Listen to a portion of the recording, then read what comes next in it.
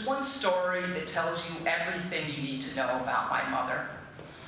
I was somewhere in my 30s walking with my parents in Manhattan.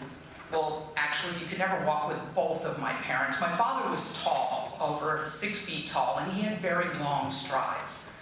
My mother, on a good day, was 5'5", and she had long ago given up trying to keep up with my dad, and she wandered at her own pace. So on this particular day, I had chosen to walk with my dad, with my mother a good city block behind us.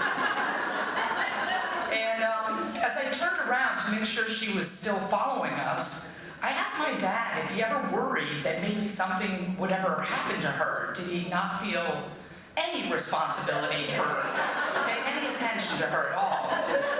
And he said, "Your mother? I don't need to worry about her." He told me that one day they had been in Manhattan, very similar situation. My dad walking, my mother about a city block behind him, and all of a sudden, over the hubbub of the city, he hears my mother's voice ring out in the same tone of voice that she used to yell at one of us kids. "No, no, no!" My dad turned around and he sees a scruffy young man handing my mother's purse back to her and taking off running. That's my mother in a nutshell. My mother was supposed to be a journalist. My mother thought that she might have a career in marketing. But it was the 1950s, and my mother remembers her parents complaining that she was wasting her time at UCLA. She had been the valedictorian of her high school class, and my grandparents thought that was probably enough. Although my mother had dreams, she was told that her career choices were teacher, secretary, or nurse. My mother hated blood and she liked kids, so she went with teacher.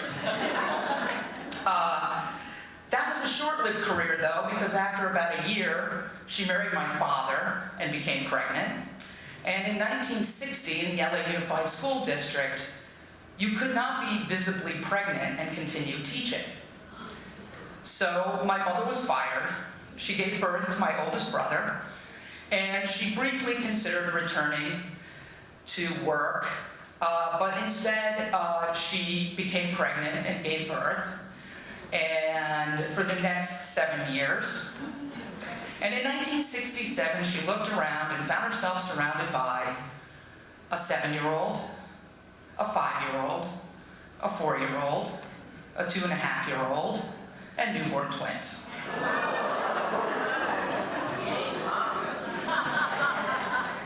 So there were 6 of us, 7 years separating the oldest from the youngest. My father was out of town for a lot of this. He was traveling for work, earning the money that kept his growing family in food and clothes. And when my dad was home, he was all in. He was great. But our lives were curated almost exclusively by my mother. This is the moment where I need to pause. I need to make a confession. This is not popular. It's a little bit difficult to admit, but I was raised in a completely functional family. To this day, my 5 siblings and I, and the in-laws, and my 9 nieces and nephews, and their significant others that make up the next generation, we spend time together all the time. We find a reason to gather from all over the country, California, New York, Florida, Boston, for some celebration or another. We have, over the years, shared road trips and vacations. We've been roommates. So the question was, what is my mother's secret to creating a functional family out of this chaos? She would be the first to tell you it was not easy. But she also insisted that our family motto was, if you can't have a good time, get a good story. She would reminisce about having moved from sunny, warm Los Angeles, where she had lived since she was 5 years old, to Columbus, Ohio on a cold and snowy winter day when she was 8 months pregnant. The good news was that my father had been promoted to regional salesman. The bad news was the region was Ohio, Indiana, and Kentucky, so the family moved and we discovered winter.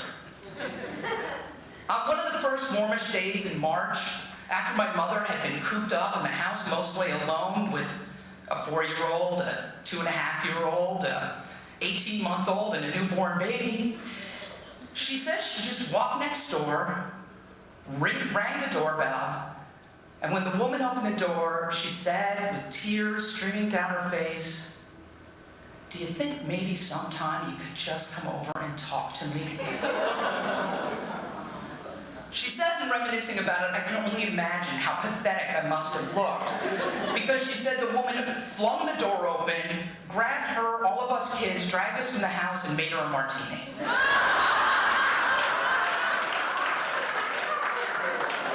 A similar story that she tells is after my youngest brother and sister, the twins, were born.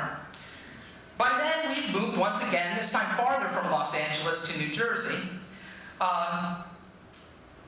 And this time, it was another, of course, snowy day. They always happen on snowy days. And we were coming out of a grocery store. This time, my brother Greg, my sister Lori, my brother Eric, and I, we were 8, 6, 5, 3.5. We're all clinging to the side of the grocery cart that is filled with groceries and the newborn twins. We're riding on the edges of the cart. My mother's pushing it. The cart gets stuck in the slushy snow and topples over, spilling kids and groceries all over the wet pavement. The twins start crying. The older of us are all whimpering. My mother is borderline desperate. There's a woman walking into the store. She takes in the mayhem. She pauses. She looks my mother straight in the eye.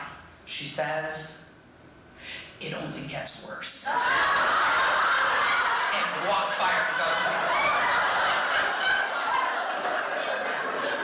My mother laughs every time she tells that story. So, how did my mother almost single-handedly raise 6 unruly kids into a close-knit, functional family? Bring order from chaos and keep her sanity? The same way she convinced a mugger on the streets of Manhattan to hand her purse back to her. Pure force of will. And knowing that one day it was all going to make a great story.